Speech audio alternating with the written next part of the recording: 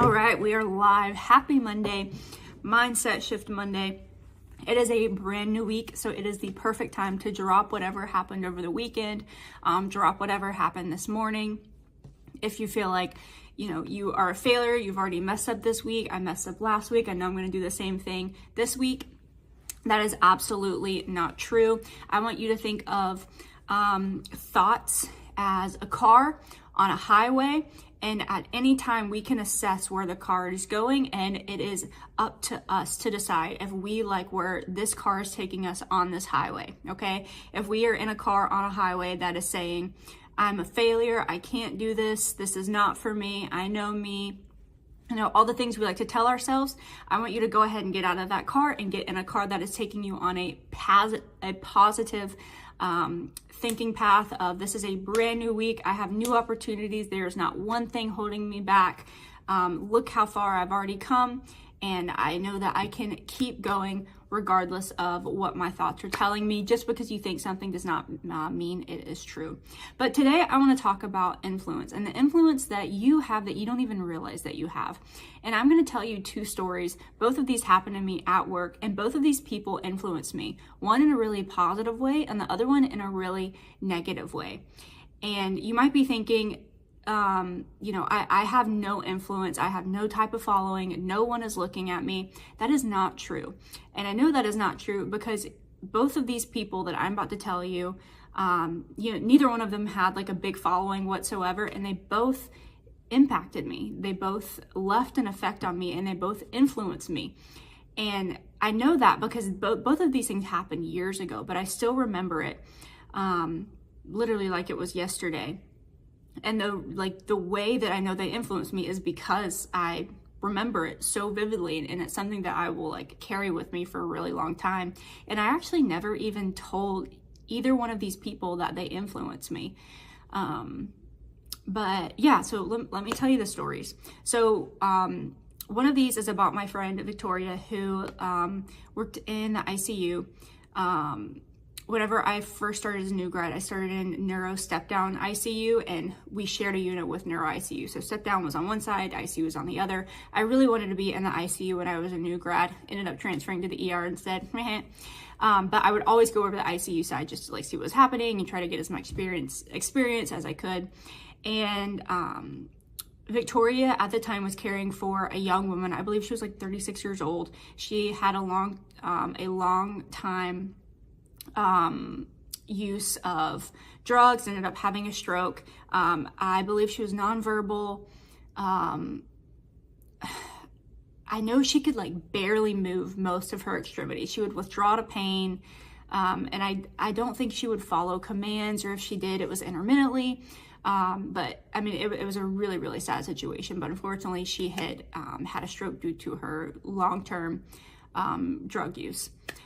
But I remember how much my friend Victoria cared for this lady. Those coworkers or people or nurses that really like to sometimes will judge the amount of care they should give to the person based on what got the person in the situation that they're in. And I don't really think that's fair. I think that we all have done things that we probably know we shouldn't have. Obviously, some more of a degree to others, but I don't think it's our place as nurses to be the judgment and be self-righteous and say you got yourself here, so you shouldn't, so I shouldn't give you certain level of care, because of XYZ. I don't think that that's right. I don't think that that's good. I don't think that that's, our job is to just care for that person. But I just remember, I don't even know if this, lady could understand what Victoria was saying, but I just remember we were giving her a bath, and every so often Victoria would just put her hand on her shoulder and be like, I'm so sorry this happened to you. This is horrible. We're here for you. We're gonna do everything we can to take care of you. And it was honestly just so refreshing, especially being in the ICU where everybody's like, he's gonna die. It was just so refreshing, and it was such a positive influence on me. And actually, I've never even told her that. But it was something that I carried with me for a really long time. So fast forward to about a year later when I'm in the IC or in the ER. And it was during the second COVID wave. You know, we kind of had like the first big COVID wave and it died down. Then we had like the big second one. And that's whenever I was in the ER. And this is when, like, you know, you almost didn't even share whether you were like vaccinated or not, because it was just like it was this huge thing. It was like a political thing almost, of like, you know, who got vaccinated and who didn't, and I can't believe you did, I can't believe you didn't. You know, and a lot of healthcare workers were very angry at, you know, some patients for not getting vaccinated and all this kind of stuff. Anyways, I remember getting a patient with COVID. He was, I think he was like 90 or 92. He was like this little old man. I'm talking like probably 130 pounds, 5'6", just a sweet little old man. He's on a non-rebreather. And I remember their EMS is like wheeling him into my room off the stretcher. And I just remember my charge nurse coming from behind me. And like this little old man is literally tripoded, like can't catch his breath, non-rebreather, the whole thing. And I'm about to get a report from EMS.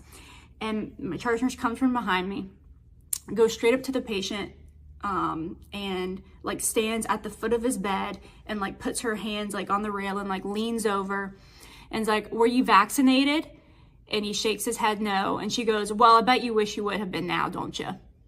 And she was like, "Move him over." Like he's like a freaking like prisoner or something. And I just remember being like so turned off, like, ew, like that was not it. And both of those people, one very positively influenced me and one very negatively influenced me.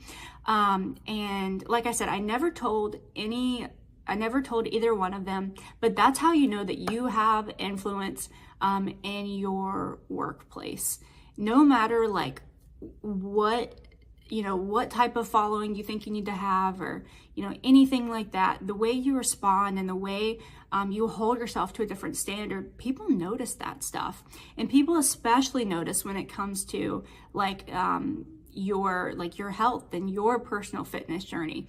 You literally could be the one to start something new, or have someone else, like you could be the motivation that someone else needs to start their fitness journey.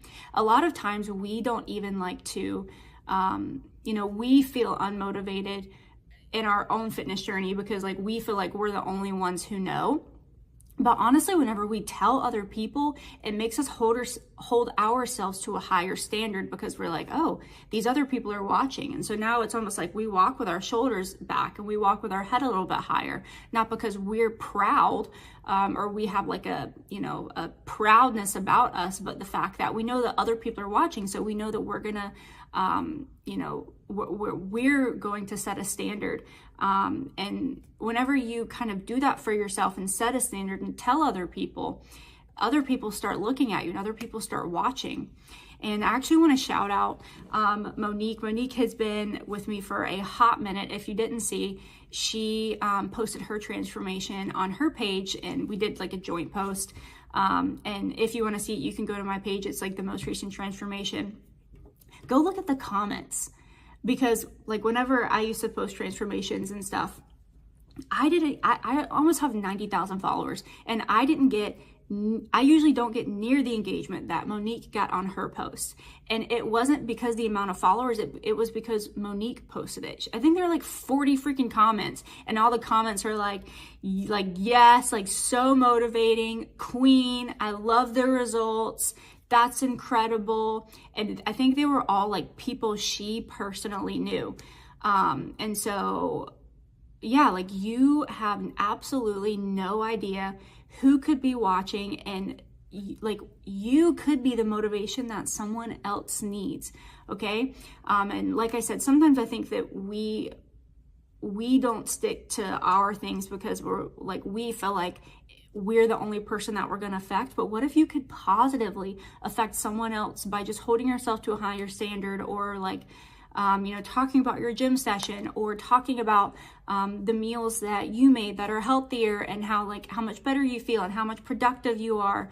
Again, not in a proud way or like a bragging or boastful way, but of like, you know, this is just a standard that I hold myself to. And it's been great. So yeah, I just wanted to encourage every single one of you guys. Every single one of you has an influence in your workplace or even your family or your friends, and you don't even know it. And sometimes, you know, whenever we are reminded of that, it can just help us hold ourselves to a higher standard. So let me know this week what you're going to do, like in your workplace, or maybe even a conversation you could have with someone, or just a way that, you know, you can positively influence your workplace. I love every single one of you guys. Hope you have an incredible week. Let me know if you need anything. Peace, love.